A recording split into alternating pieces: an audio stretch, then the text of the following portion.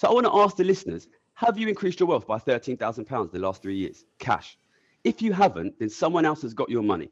And if we were to tax the rich just enough to make them as rich as they were 3 years ago, we could give every adult in the country £13,000 and this crisis would be over. Question really, I suppose, is are there any businesses that are recession proof?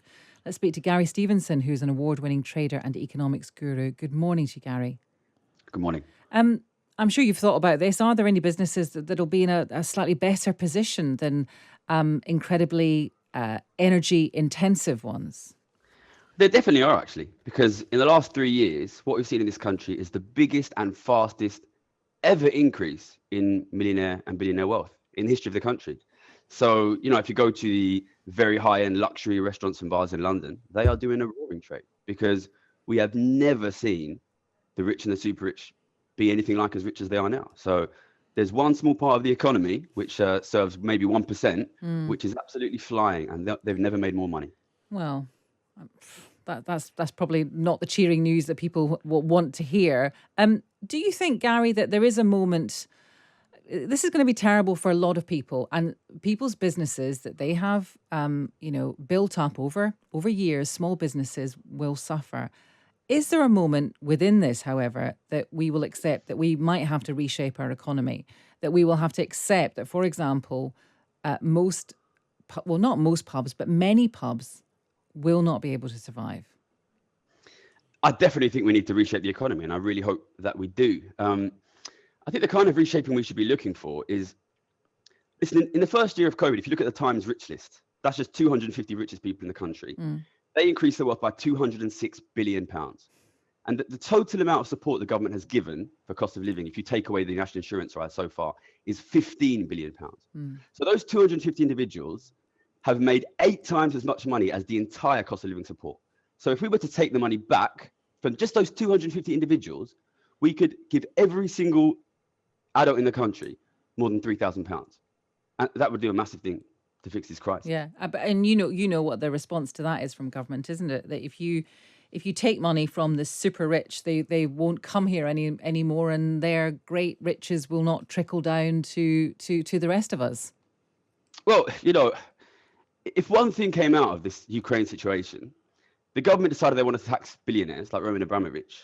And, those billionaires tried to leave. And what happened? Roman Abramovich could not put Chelsea Football Club in a bag and fly it to Russia. Look, these guys are rich because they own our assets. They own the houses in this country. They own your mortgage. They can leave, but they can't take this country with them. And I think it's a question of, who do you want to own this country? Do you want it to be owned by ordinary families who pay taxes, or by billionaires who threaten to leave as soon as you say we're going to tax them? But these billionaires also pay taxes. I mean, I think I'm right in saying the richest 1% pay 1/3 of taxes in this country. That's the top 1% of taxpayers pay 1/3 of tax. But if you look at the top 200 taxpayers, they are nothing like the top 200 richest people in the country, because the very rich, they don't pay tax on income like you or me. When I was working, I worked in the city for a long time, I had to pay 50% rate of tax. But, the Duke of Westminster, he inherited £9 billion, which is a lot more than I made, and he paid no tax at all. We currently have a tax system where ordinary hardworking people, often who in this situation now are struggling to heat their homes, are paying 20, 30, 40%. And many of the richest are paying significantly less. Often they pay almost nothing. But do you have any hope, Gary? Because we've been through one crisis already. That was COVID. And there was much talk about how things were going to reset and things were going to change. And now we've gone straight from that into this. And we've had a bit of a political impasse, shall we say, over the summer with no real prime minister. Do you actually have any hope that things are going to change? Or are the government going to say, well, hang on a minute, we are far too busy trying to fix the situation with the current tools we have available? Listen, if I didn't have hope, I wouldn't do this, all right? I quit £1 million a year job to do this because I think that it is possible to make this economy better. But the only way we can improve this economy is if we start to really, I think we need to let people know that in this crisis where ordinary families are struggling to heat their homes, the richest have made an absolute fortune. Listen, £600 billion has gone from the government to the richest in the last 3 years. That is £13,000 per adult. So I want to ask the listeners, have you increased your wealth by £13,000 in the last 3 years? Cash. If you haven't, then someone else has got your money. And if we were to tax the rich just enough to make them as rich as they were 3 years ago, we could give every adult in the country £13,000 and this crisis would be over. Never in the history of economics has it been more obvious what a country needs to do. This crisis could be solved at the drop of the hat if people knew just how much money the rich have made in the last 3 years. So I do have hope, because the situation is grotesque. And I think that should make it unbelievably clear to people that something needs to be done. Finally, I want to ask you about Labour's plan. They want to shield all households from the price rises. Do you think that would make much of an impact? This is an interesting proposition. And the reason is this, okay? We know there is less energy now. If there is less energy, then somebody has to use less energy, okay? You cannot shield everyone. A choice has to be made about who will use less energy. Now, in the current situation where the average billionaire has increased wealth by 600 million quid, and the rich have increased their wealth at the fastest rate ever, these people are not going to reduce their energy usage, which means it will fall on ordinary families, which means they will not heat their homes in the winter. Listen, we have to make a choice here about whose energy use decreases. And it can be people who fly in private jets, or it can be people who are using that energy to cook food for their kids. And if we do not actively target the super rich who have wasteful energy use, the end result is that families will freeze this winter. Gary, thank you for talking to us this morning. That's Gary Stevenson. He's an award-winning trader and economics guru. And this question is raised about the role of government in all of this, because it's not traditionally a Conservative position for the government to be too interventionist, although that changed in COVID. And the question is, should it continue to follow the route that COVID has set for us in terms of intervention by the government to protect people? Tim Montgomerie is the founder of Conservative Home. Morning, Tim. Morning, Stig. You won't agree, I don't think, with redistribution in the way that was just discussed there, but there is asset inequality in this country that has got worse over recent years, and it does come into focus when you have moments like a cost of living crisis, doesn't it? Of course it does. And the reality is, that every Conservative government, in post-war history has redistributed money. Ronald Reagan redistributed money, Margaret Thatcher redistributed money.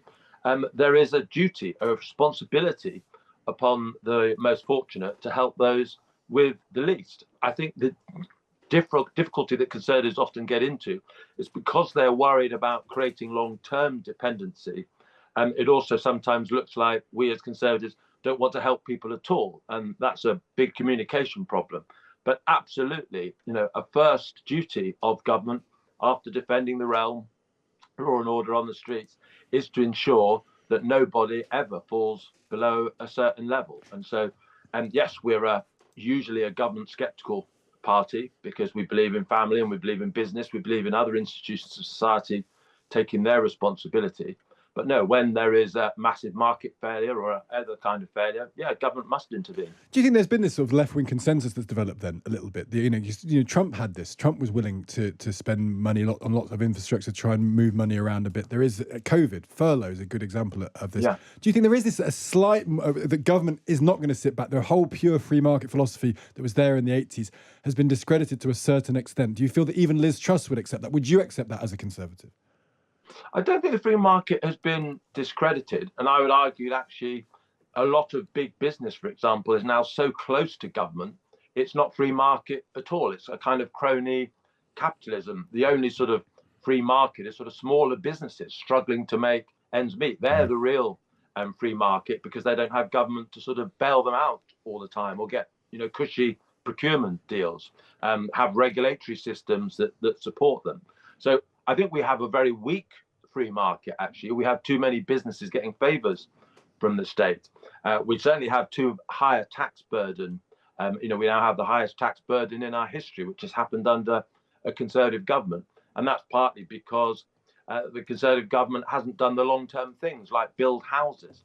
The average Briton spends a higher percentage of their, income on housing costs, whether renting or mortgage, than someone in France, for example, because France have built a lot more houses. So it's the failure really to do the long-term things like house building, infrastructure links across the north, et cetera, investment in vocational education, R&D, that means that we have the real squeeze on public spending that we do at the moment. That's a really good way of putting it. Tim, great to speak to you. Thank you for joining us this morning. That's Tim Montgomerie, the founder of Conservative Home.